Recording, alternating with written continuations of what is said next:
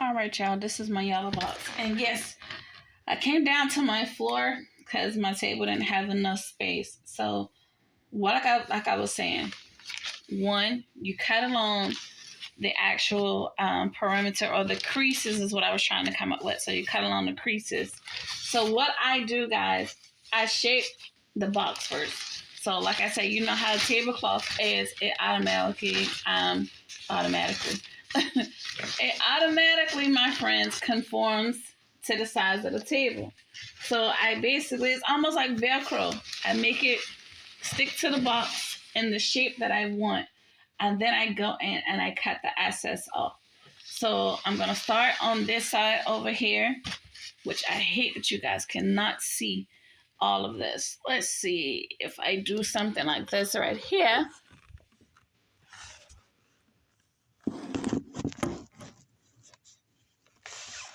All right, so I got you right here. I'm going to take my scissors, find the crease, and literally just cut along it. Now be very careful, because like I said, this is the Dollar Tree tablecloth. And I don't know why there's a difference, but literally the quality of it. And I paid less for the LOL ones. I paid, remember, $0.25 for those at Family Dollar. But I cut along the crease, so therefore when I put this together and put it under, it flow easily. Turn it over, do the same thing for this side. So when I fold, that's the only thing I will have to do. So I put it back together the way that I found it. Make sure the creases are straight. And then I just cut.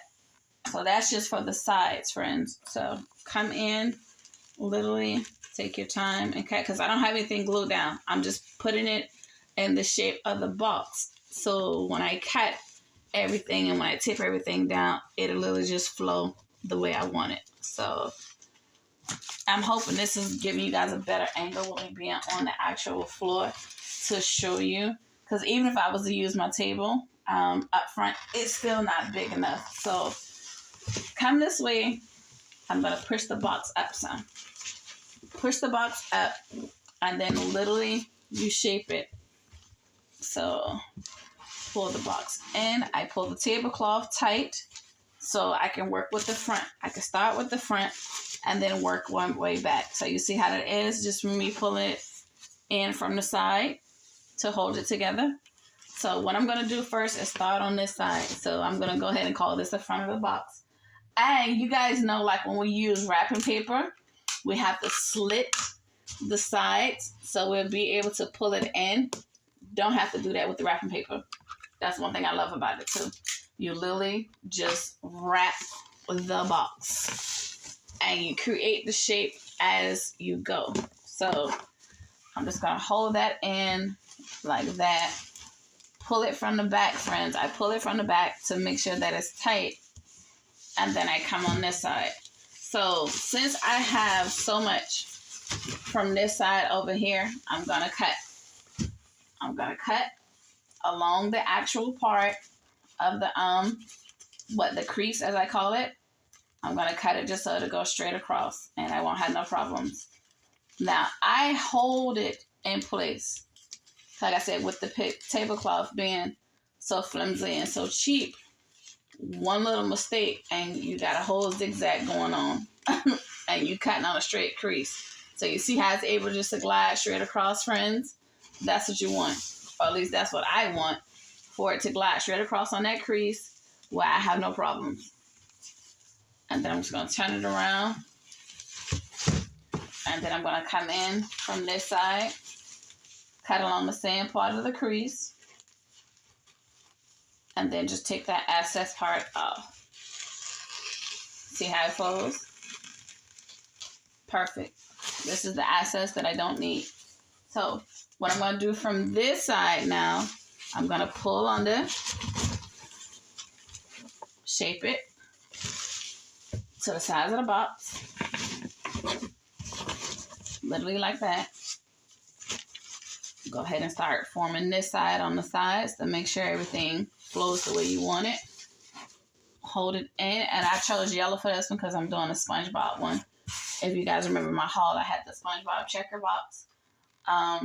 So I just wanted it to be yellow. That's why I went with this color. So now you just tape everything in place. Still make sure that it's straight.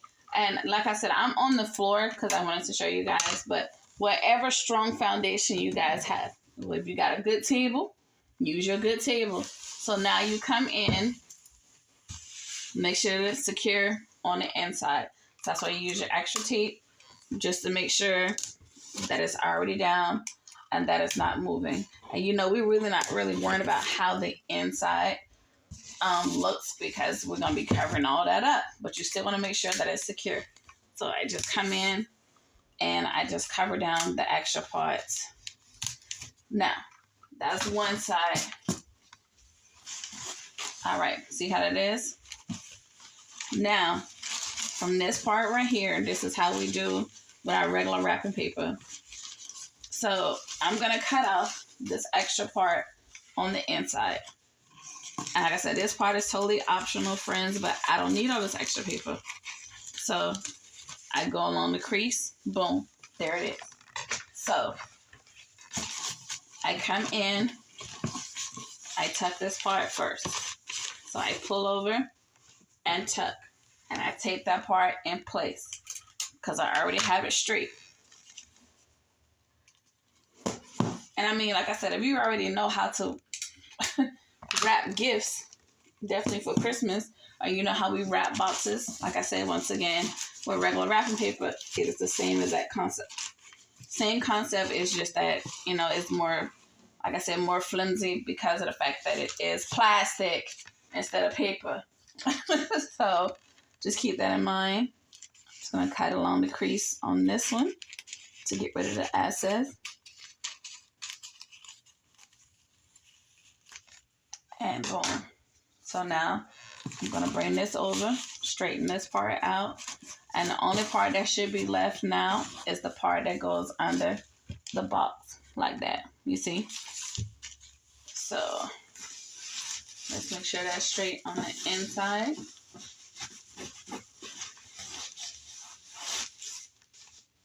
And then you take it, pull it under. So let me go ahead and secure this part down that I just did. Come on the inside so you can see what I'm doing. I'm just really just taping this in place, guys.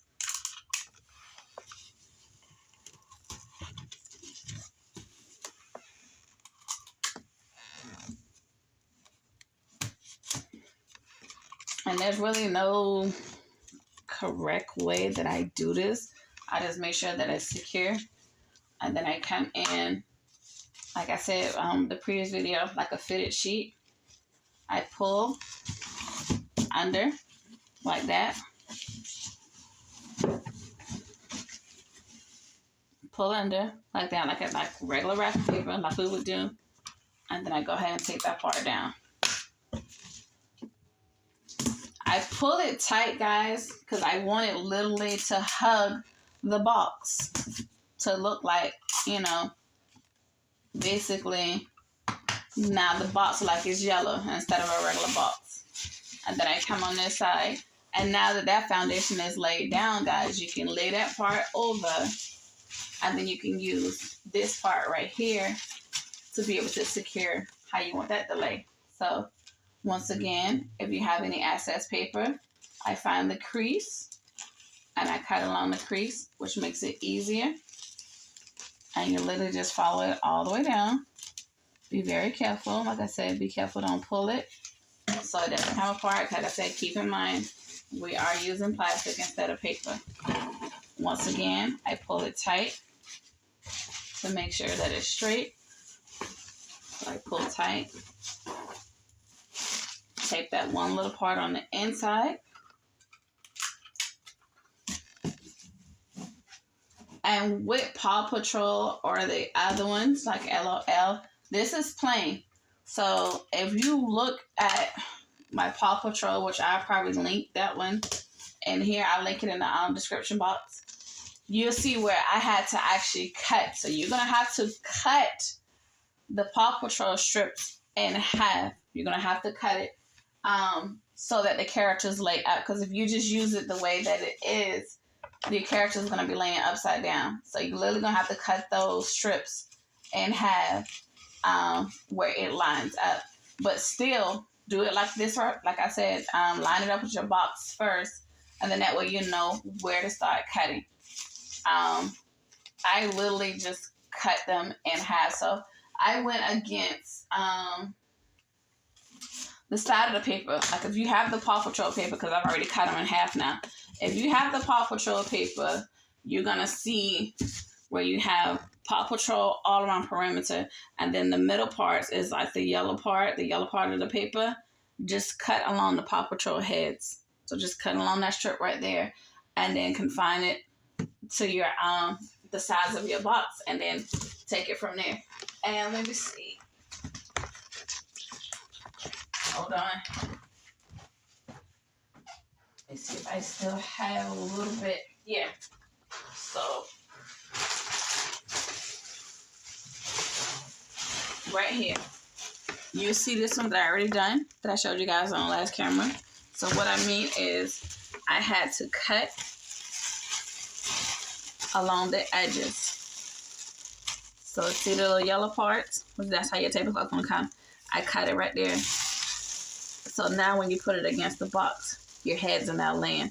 Because the way it comes, friends, if you just try to wrap it like I'm doing this as a regular box, this is how it's going to look. It's going to look upside down. So you will have to cut it. So when you cut it, you now can put them against the box, however you want it. Okay? But I'm almost done with this yellow one. I'm going to get this out of my way. But I just wanted to come in and show you. Definitely when you have the character boxes, the character tablecloths, you will have to cut along the edges. Cut along the edges. You'll see it. Cut along the edges. Cut it all the way down or to the size of the box. Just the amount that you need for the box. And then you lay it on there. So you lay it against the box however you want to. I wanted Paw Patrol to show, so that's why I put it against there. So the cool thing about it is with the strips that I cut, that's what I use for the inside to crease it. Hold it under like that and boom. Okay. So just once again, the whole tablecloth, you will have to cut along the perimeter part, and that will make it easier for when you lay it down. That'll be easier that'll be the inside. And then the size of your boxes will be able to conform to the actual box itself. So let me take this out of the plastic so you can see exactly what I mean. So see the inside, friends? See how? Right there. So I use that to really be on the inside. And then that is how I was able to put the characters together. So all the way around the box.